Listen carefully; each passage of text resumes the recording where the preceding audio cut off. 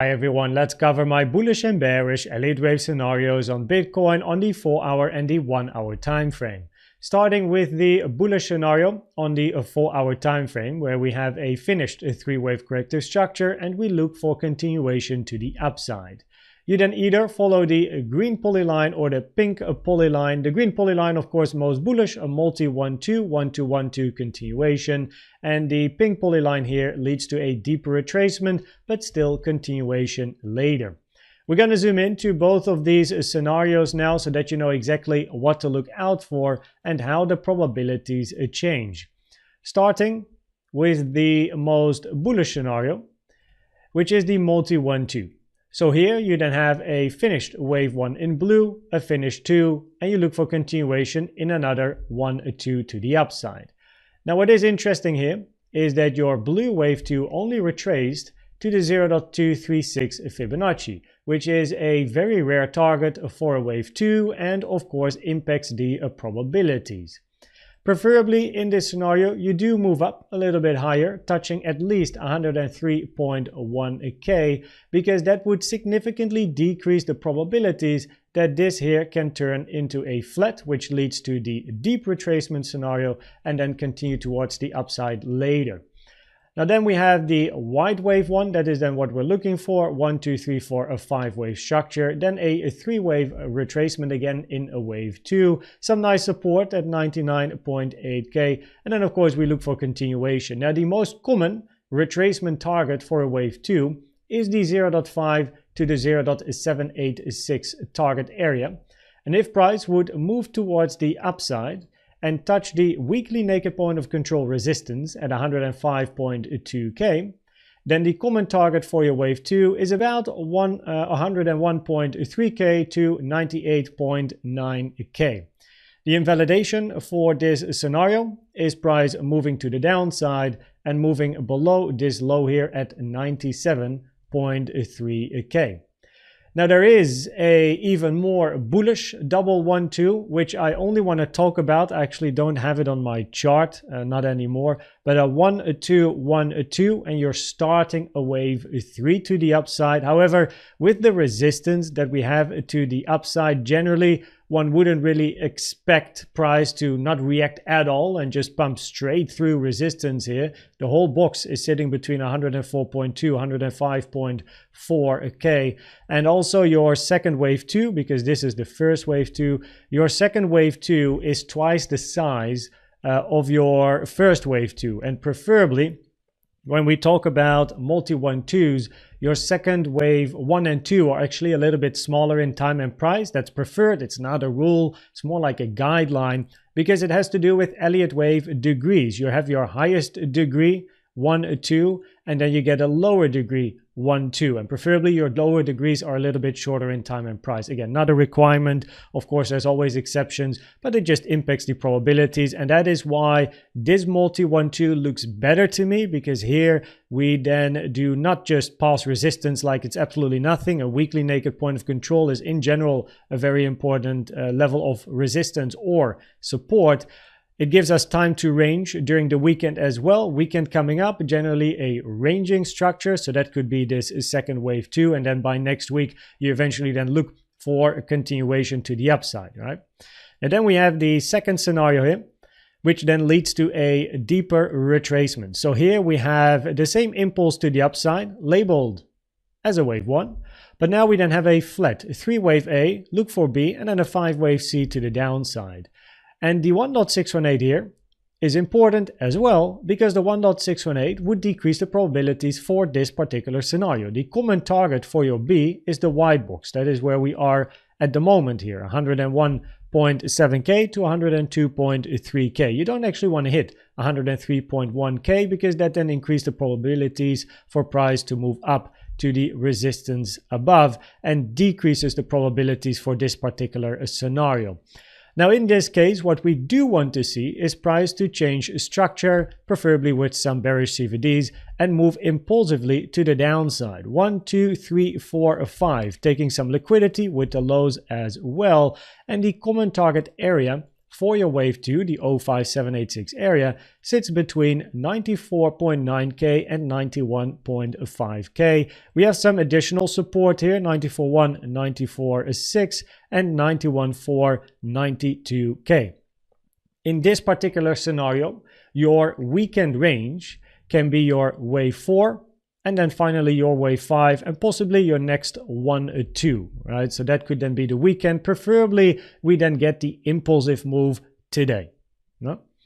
Now, if you then look at the bearish scenario on the 4-hour time frame, as important to always consider a bearish scenario, right? An Elliott wave analyst always needs a bullish and bearish scenario.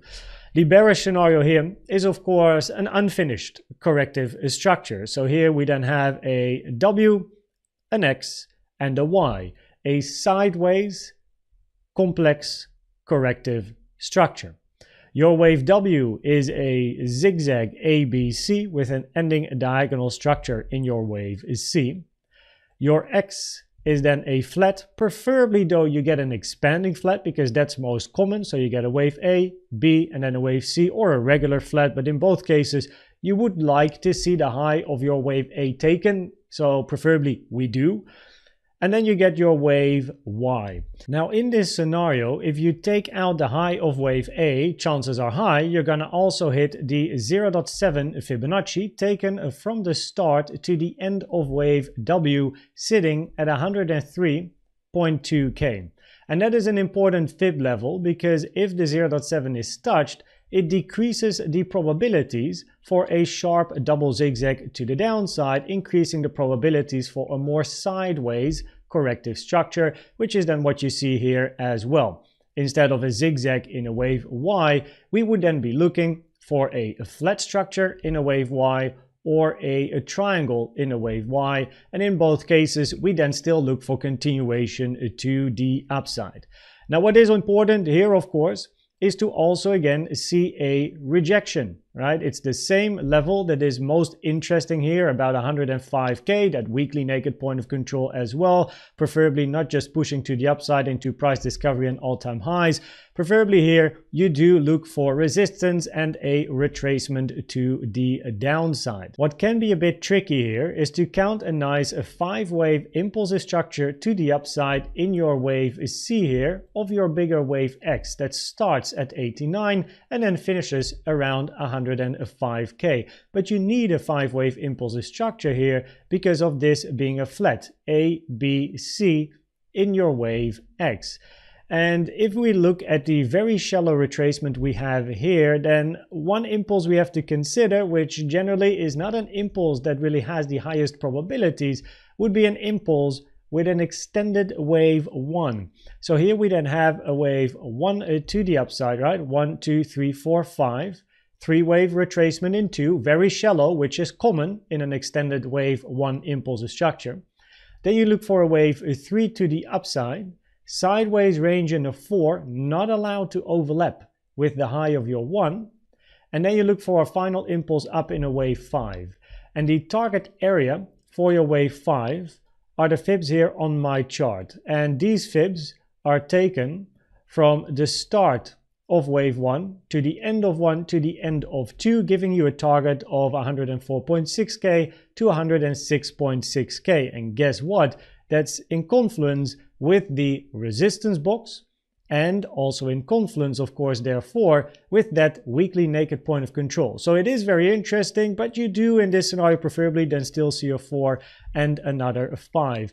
It is very tricky to count any other impulsive structure here to the upside, because if you want to count a wave 1, 2, 1, 2, 3, 4, 5, 4, and now working on 5, it would mean that your 2 over here, right, and your wave 4 over here are not synced in time, right? The ratio is off. Your wave 4 would be incredibly big in time compared to your wave 2. And I can showcase that here as well. If we take a fib time from the start to the end of your first 1, 2, because this is a multi 1, 2 afterwards. So your first 1, 2, end of 1, end of 2, and then you drop it on the high over here, right? So I'll move that there. Then you can see that I should actually remove this probably. Then you can see that if this is a 1, 2, and then you look for a 3, 4, 5, that your wave 4 is over 6 times the size of your wave 2, which is incredibly uncommon, right? So from a probability standpoint, I would prefer to look at an extended one than a wave 4 that is so incredibly big compared to its wave 2, right? So that then leads to this particular scenario. Looking at the CVD divergences, we had some nice bullish CVD divergences here as price moved towards the upside, and these have now played out. So we have to wait for a new range to form and CVDs to appear. But you can see that in general, as price moved towards the upside, already from the low, bullish CVD divergences constantly appeared with bullish market structure. And when the market structure is bullish, the bullish CVDs will have a priority. When market structure is bearish, then the bearish CVDs will get a priority. But this is exactly what you want to see. Now, all of these bullish CVDs have now played out, right? So now we just have to wait for a new local range to form, and then we take it from there.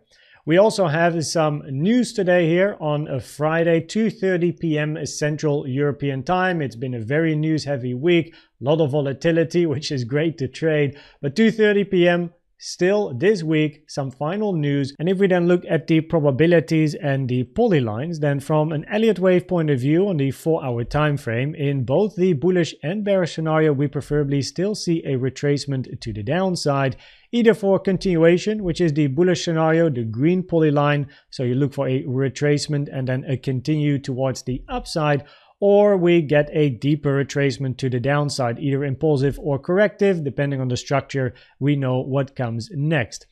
On the number 2 spot with lower probabilities, we just get straight continuation to the upside basically. That is the scenario that I didn't have in my folder but explained in the video. That is the 1-2-1-2 with the second 2 being twice the size of the first one.